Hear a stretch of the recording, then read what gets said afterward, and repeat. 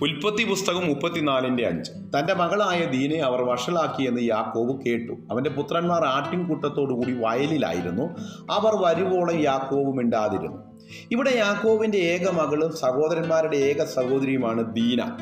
അവളെ ആ ദേശത്തിൻ്റെ പ്രഭുവായ ശേഖേം അവളിൽ കണ്ണുവെച്ച് അവളെ തൊട്ടു. ഇതറിഞ്ഞ യാക്കോബിൻ്റെ മക്കളും ദീനയുടെ സഹോദരന്മാരുമായവർ ചേർന്ന് ആ പ്രഭുവിനെയും ആ ദേശനിവാസികളെയും കൊല്ലുകയും കൊള്ളയിടുകയും ചെയ്തു. അതാണ് ഈ അധ്യായം.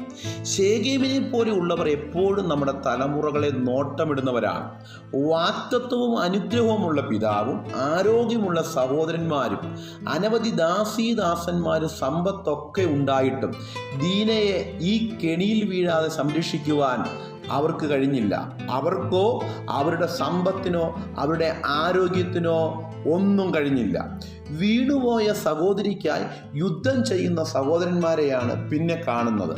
നമ്മുടെ തലമുറകൾ നഷ്ടപ്പെട്ടിട്ട് പിന്നെ നാം യുദ്ധം ചെയ്യുന്നതിലും അവർ നഷ്ടപ്പെടാതെ അവർക്ക് വേണ്ടി ദൈവത്തോട് പ്രാർത്ഥിക്കുകയാണ് ചെയ്യേണ്ടത്.